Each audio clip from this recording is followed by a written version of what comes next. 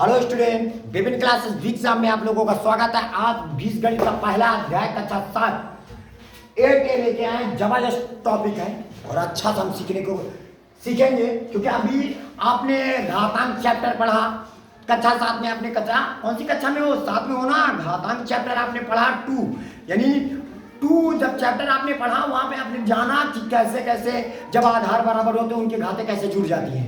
बस उसी का आज यहाँ पे एक छोटा सा प्रारूप आया है और उसको हम सॉल्व करेंगे। ठीक है, तो अब सबसे पहले तो हम काम करेंगे।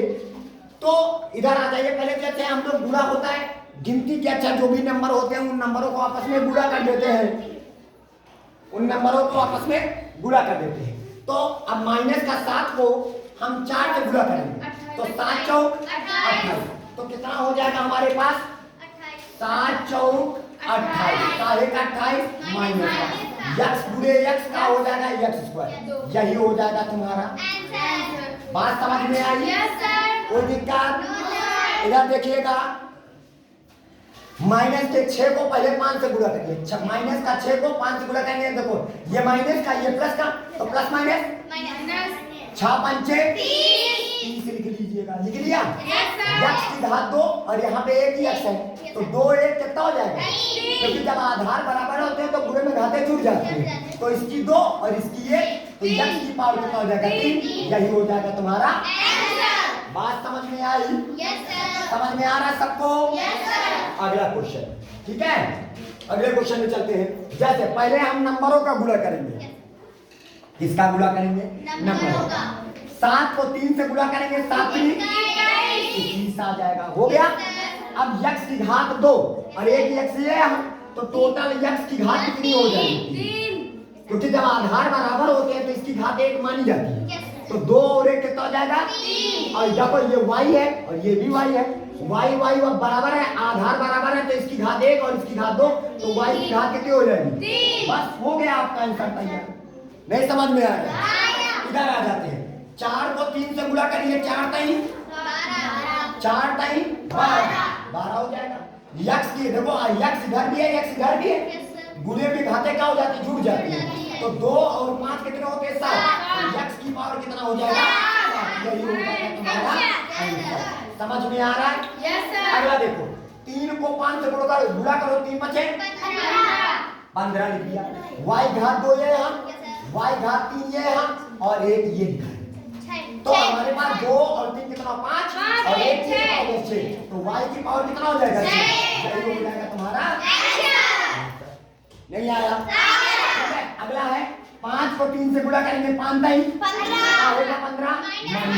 क्योंकि ये माइनस का है और ये प्लस का, प्लस माइनस 5 15 हो जाएगा। यक्स और ये भी यक्स, तो यक्स की घात कितना हो जाएगा? 2 और क्या हुआ? यही हो जाएगा तुम्हारा यक्स की घात 2 हो जाएगा और एक y बच गया, y लिख दिया। हो गया आपका आंसर। चलिए अगला क्वेश्चन देखते हैं। देखिए माइनस का ये और माइनस का ये, तो माइनस माइनस प्लस हो गया। क्या हो गया? प्लस। 4 और गिनती का चर तो है नहीं कोई, तो हम ये 4 लिख लिया। a स्क्वायर लिख लो। ये b बचा है, b लिख लो।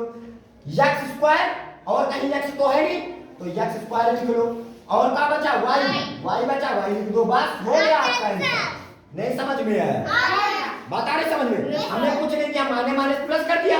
गिनती का 4 का 4 लिख दिया। a स्क्वायर ये यहाँ और कहीं a स्क्वायर है नहीं, उतार दिए। b यहाँ b उतार दिया। यक्स स्क्वायर ये यहाँ और कहीं यक्स है नहीं, यक्स स्क्वायर उतार दिया। y बचा।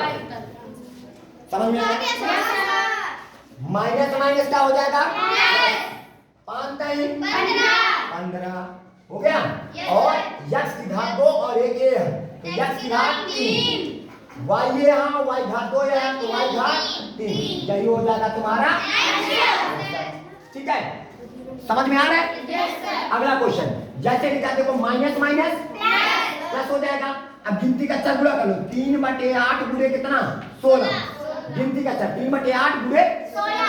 देखो यक्स की पावर 4 ये है और कहीं यक्स तो है नहीं, कहीं यक्स है और नहीं है, तो बस यक्स की पावर 4 उतार दो। उतार दिए। y ये यहाँ तो y घात कितनी हो जाएगी? 2। z ये यहाँ और z की घात 2 ये यहाँ तो z की घात 3 हो जाएगा। 8 का नाम 8, 8 दूनी 16। 3 को 2 से गुणा करो, 3 दूना 6। जाएगा x की पावर 4, y घात 2 और z की घात 3। यही हो जाएगा तुम्हारा आंसर। समझ में आ रहा है? चलते हैं अगले क्वेश्चन में। पहले गिनती का चरों को गुणा कर लेंगे। पहले गिनती का चरों को माइनस माइनस हम खत्म। पहले चिन्हों का गुणा किया हमने, माइनस और माइनस हो गया प्लस, खत्म हो गया। अब 4 को 3 से गुणा करो, 4 ताई 12 को 2 से गुणा करो, 12 दूनी 24 हो जाएगा। एक पीए हाँ एक पीए है तो पी की घात 2 हो जाएगा और एक क्यूए हाँ एक क्यूए है, यही हो जाएगा तुम्हारा। अब हम चलते हैं अगले क्वेश्चन में, ठीक है। अब तीसरे नंबर सवाल में निम्नांकित के गुणनफल ज्ञात कर मान ज्ञात करो। मतलब गुणनफल ज्ञात करके क्या करना है, मान ज्ञात करना है। देखो ये सवाल क्या है, यदि x बराबर कितना दिया गया है तो सबसे पहले इनका गुणनफल ज्ञात करेंगे। आप बताइए इस देखो सब बुरा लगा है ना बीच में, बुरा इस 7 से 7 का हो जाएगा, कैंसिल हो जाएगा। गिनती का चर क्या बचा, सिर्फ माइनस का 6। माइनस का 6 को 1 से गुणा करो, 6 का नाम 6, सिर्फ कहाँ आ जाएगा, माइनस का 6 आ जाएगा। x की घात 2, x की घात 5, x की घात 3 और एक x, टोटल कितने x हुए, देखो 2 और 5 7, 7 3 10 और एक ये, तो x की पावर कितना हो गया 11। अब क्या करोगे, अब x की जगह पर कितना रखोगे, 1। देखो क्या कहेगा, x बराबर 1 रखने पर आप 1 रखा जाए, क्या रखेंगे 1। तो हमारे पास माइनस का 6 गुणे x की जगह पर 1 का पावर 11। हमने बताया था 1 की पावर अगर कुछ भी होता है तो मान 1 होता है। 1 की पावर अगर कुछ भी है तो उसका मान क्या होगा, 1 होगा। तो माइनस का 6 गुणे 1 बराबर आंसर क्या आएगा, माइनस का 6, यही हो जाएगा तुम्हारा आंसर। तो 6 का नाम 6 माइनस का 6। क्लियर? अब आ जाओ अगले वाले सवाल। अगला सवाल देखिएगा, पहले गिनती का चर गुणा कर दो। देखो ये माइनस का और कोई तो माइनस है नहीं तो सिंबल लगा दीजिएगा माइनस का।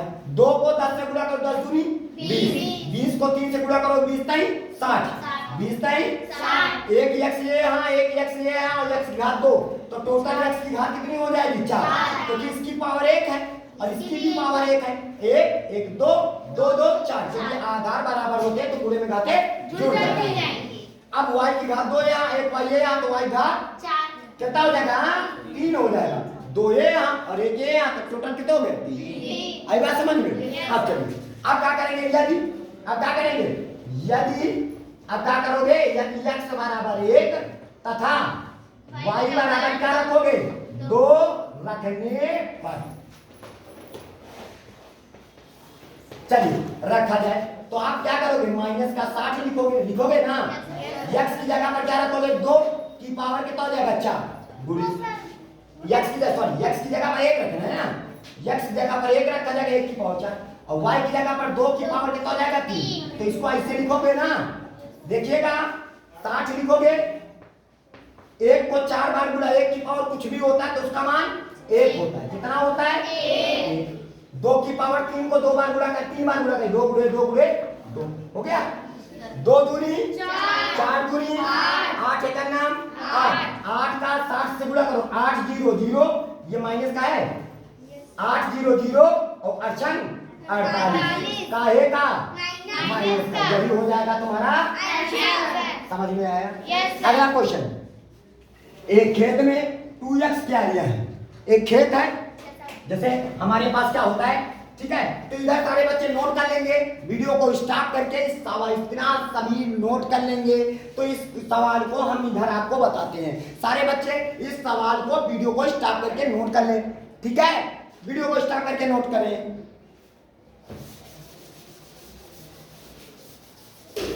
चलिए अब हम चलते हैं, इस सवाल पर ध्यान देते हैं। क्या कहता है इस सवाल पर ध्यान दीजिएगा। कहता है सपोज दैट तुम्हारे पास एक खेत में क्यारियां हैं और बहुत सारी क्यारियां हैं, बहुत क्यारियां हैं, ठीक है। कहता है एक खेत में कितनी क्यारियां हैं, 2x। हाँ, तो एक खेत में क्या है, क्यारियां।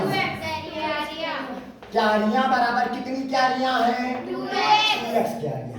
एक खेत में ये इतनी क्यारियां हैं। अब प्रत्येक क्यारी में पंक्तियां कितनी हैं, जैसे एक क्यारी, ये टोटल सब क्यारियां हैं, प्रत्येक क्यारी में मान लो 1 2 3 3 पंक्तियां हैं। कितने पंक्तियां हैं, 3 पंक्तियां हैं। प्रत्येक क्यारी में कितने पंक्तियां हैं, 3। सब कैरी में 3 पंक्तियां।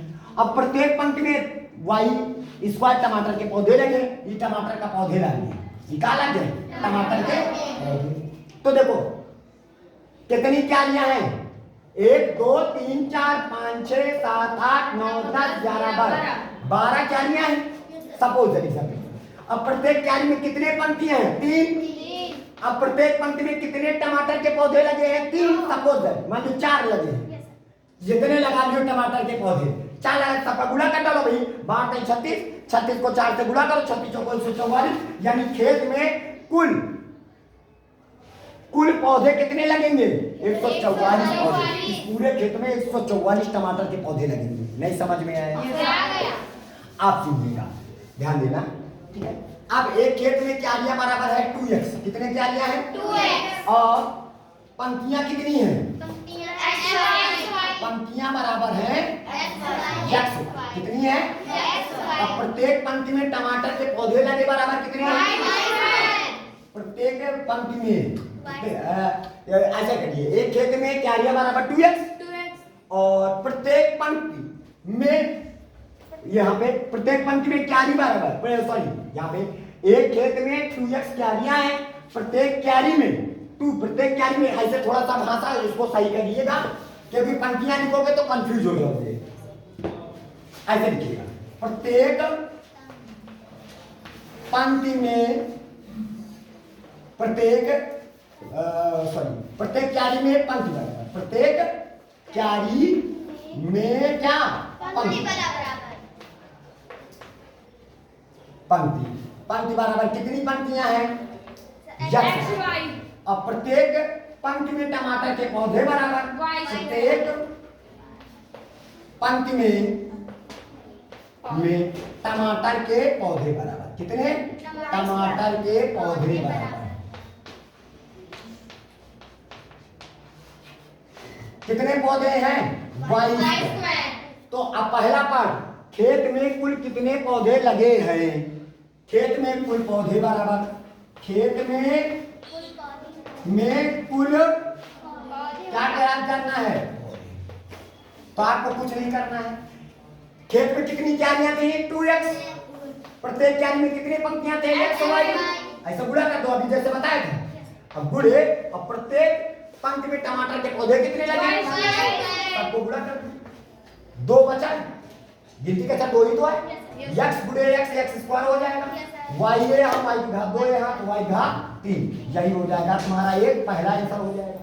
अब कहता है ये पहला पार्ट हो गया, अब कौन सा पार्ट लगाओगे, दूसरा, कहता है यदि x बराबर 3 और y बराबर 2, यदि x बराबर 3 y बराबर 2 रखने पर, और रखा जाए, जो आंसर आया ना, जैसे ये लिखा है तो यहाँ पे 2 लिखिए, x की जगह पर क्या रखना है, 3 का होल स्क्वायर कर दीजिएगा, गुणे y की जगह पर 2 का होल क्यूब कर दीजिएगा, तो हमारे पास हो जाएगा 2, अरे 3 का स्क्वायर का मतलब क्या होता है, 9 कर दीजिएगा ऐसे डायरेक्ट, और 2 की घात 3 का मतलब कितना होता है, अगर नहीं ऐसे पता ऐसे करिएगा, आप लोग थोड़ा सा भी कमजोर हो, बच्चे छोटे हो, 3 की घात 2 का मतलब होता है 3 को 2 बार गुणा करना, और 2 की पावर 3 का मतलब है 2 को 3 बार गुणा करना। नहीं आया क्या, आ गया। अब ये 2 है हमारा, क्या है, 2 दूनी 4 दूनी, तो हमारे पास कितना आया, 8, और 3 का 9, 9 दूनी 18, 9 दूनी 18। अब ये हो जाएगा, नहीं समझ में आएगा, देखो 2 दूनी 4, 4 दूनी 8 हो गया, 3 का 9, और 9 का 2 से गुणा कर दूनी 18। अब 18 को 8 से गुणा करो, 18 थे 144, कितना आया, अब आपको ये प्रश्नावली उम्मीद है कि पूरी समझ में आई होगी, ठीक है। तो देखो हमने कितने आसान तरीके से आपको बेसिक आपको एकदम कवर किया। आपने वीडियो को अंत तक जरूर देखिएगा। जो भी बच्चे हमारे साथ नए जुड़े हुए प्लीज हमारे चैनल को सब्सक्राइब करें, लाइक करें और बेल आइकन का बटन दबाएं ताकि आपको इसी तरह के वीडियो पर डे आपको मिलते रहे, आपकी पढ़ाई कंटिन्यू हो सके। इसी के साथ हम आपसे लेते हैं अलविदा। जय हिंद, जय भारत।